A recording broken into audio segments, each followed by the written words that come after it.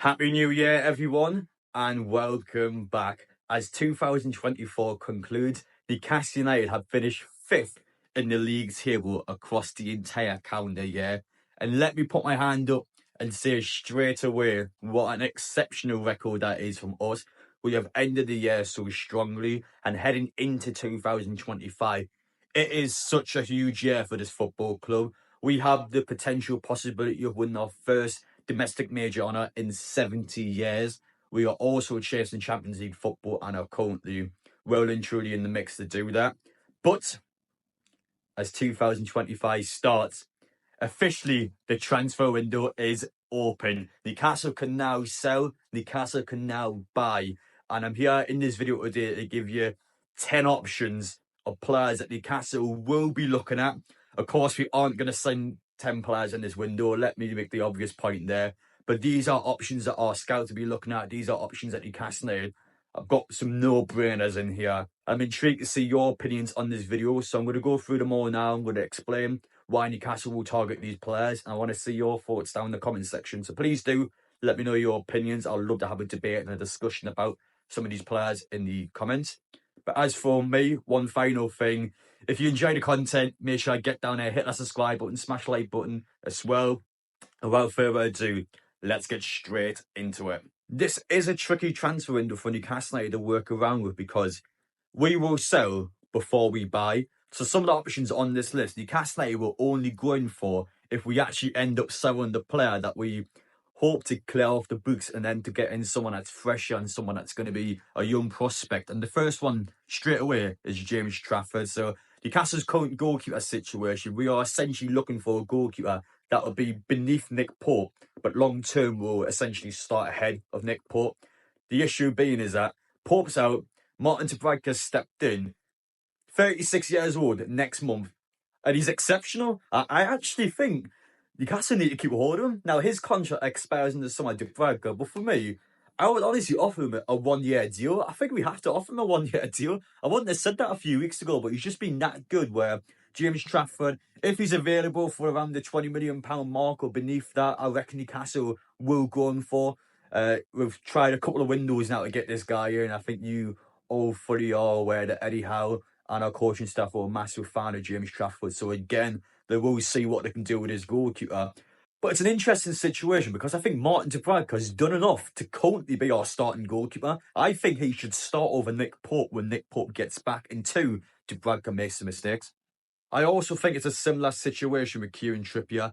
He's 34 years old now. I still love him behind the scenes. I think he's a great leader. And on the pitch, he still puts good performances in for Newcastle United. But unfortunately, we've seen over the last couple of matches, around the 1 hour mark, every time his hamstrings just starting to go. So the issue for Newcastle being is that this guy probably can't play 90 minutes anymore, or at least on a consistent basis, he can't play 90 minutes. And Newcastle either need to keep him as a rotation player or sell him now, get some money for him, and then for the player sales, we have some revenue available. So if Newcastle was to go for the second option, someone who is available on a free in the summer transfer window, Kyle Walker-Peters. You've got to take him on a free.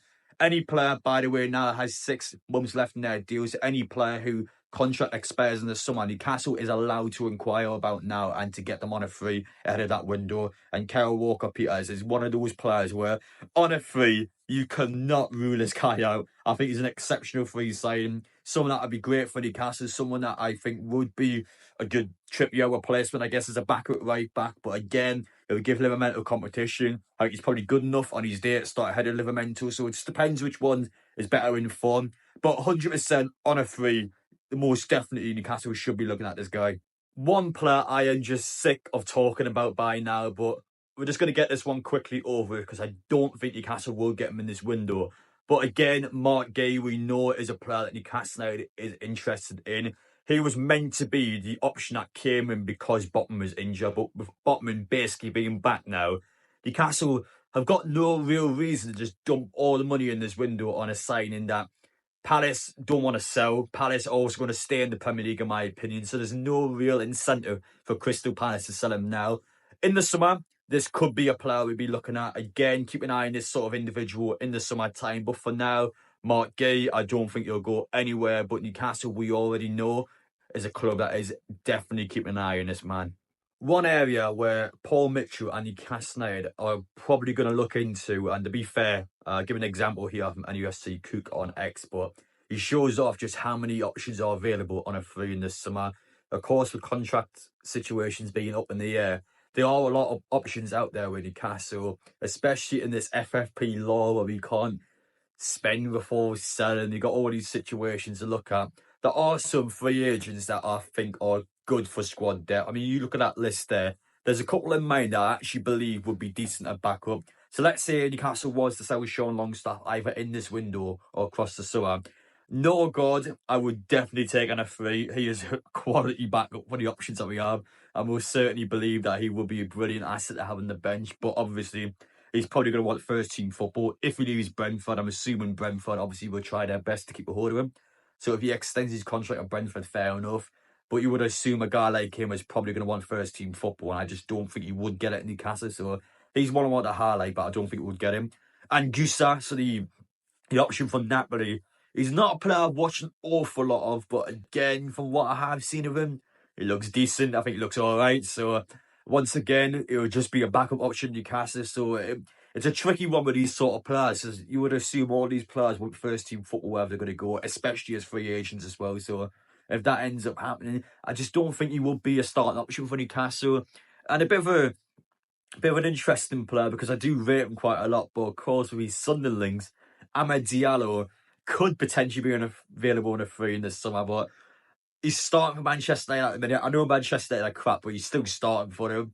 I feel like his best interest at the minute might be to stay at that club, but with the ship sinking so much over there, again, he might just decide to leave in the summer, but I just don't think Newcastle would get him. He loves Sunderland quite a lot. Has a great connection there, football club. I know his brother has played for Newcastle, but I just can't see Amad Diallo join Newcastle. It's an option where Newcastle will most certainly look into that area, but I don't think it would get Amad Diallo, to be honest. So I want to highlight those three because I thought they were interesting ones to talk about from that list. Newcastle United's main focus in this window, I feel like, and also ahead of the summer transfer window, is going to be the right side of the attack. With Miggy Almiron likely going out of the door, it means Jacob Murphy's your only option there. And it's an area where, in my personal opinion, Newcastle has needed to invest in for a good couple of seasons now. We've still scored a lot of goals, but it's an area I feel like we can improve on. And one option which we've been alleged to have been in for previously in the last window, that being a Langer from Nottingham Forest. So you look at his stats this season, the stats on paper don't look that great, but you have to look at the way Nottingham Forest are playing. Now, they've scored a lot of goals this season. They deserve to be in the top four. I felt like after the Newcastle game, it had to be the month of December where they turned up in. If Forest have got any Champions League dreams, and they've got through December, and they're still in the top four. And Elanga is a big part of that. Elanga has done well in the Forest team, and he's also an area where Newcastle has previously been interested in, according to reports. So it will be an option where Newcastle will, again, look to potentially bring in, but his value will be up here after the season he had so far. And I can't see Forest at this moment in time even considering selling any of their big players. Brian Mbembo, he is the one that I feel like every Newcastle fan's got an eye on. We know Newcastle United's interested in this player, and he's someone for Brentford. Look at his stats this season.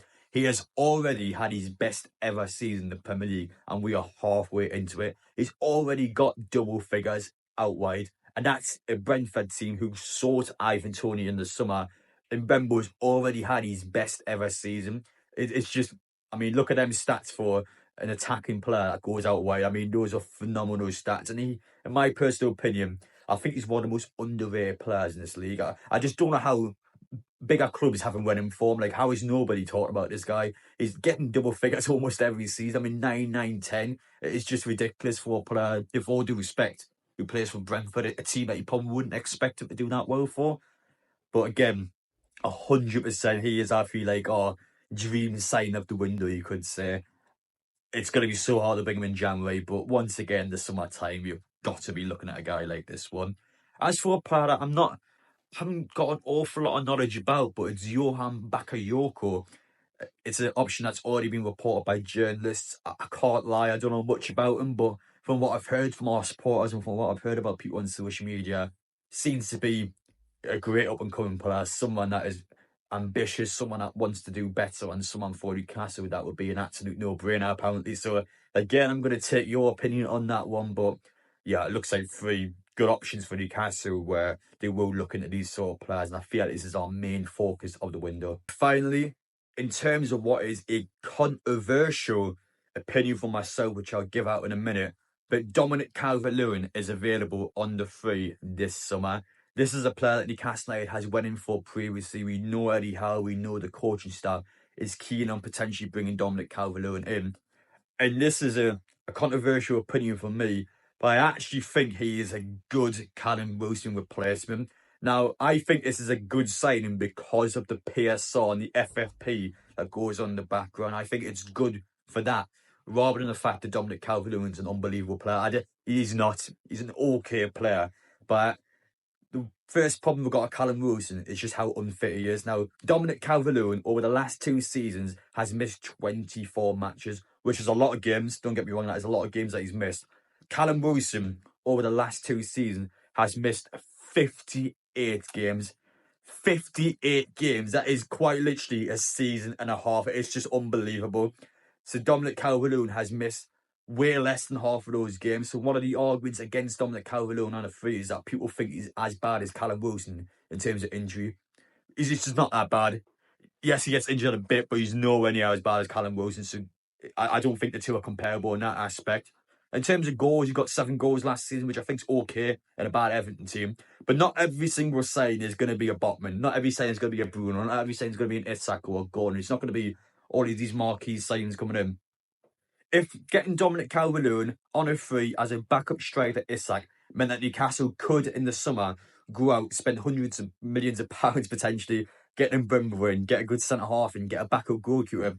If getting Dominic Calvert-Lewin on a free meant that Newcastle could then prioritise other areas of the pitch, I actually think Dominic Calvert-Lewin is a good Wilson replacement. Please don't shoot me in the comments section, but I think it's good more so as a PSR signing than the fact that Dominic Calvert-Lewin is a good player.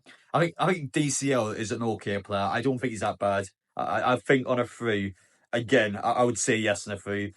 Issues with him being that he's currently on 100 grand a week at Everton, so he would probably want more if he was to join Newcastle. But I don't think there's any football team in the world that would give him more than £150,000 a week. Nobody's doing that anywhere in the world. So I think Newcastle, if they're able to get him around the 100 grand a week mark, I think that's okay. I don't think it's a disaster. So controversial opinion from me, but I actually would take DCL. My final message coming out of this video, I know it's probably not the best video to make and then to say this message, but don't have lots of expectations going into this window.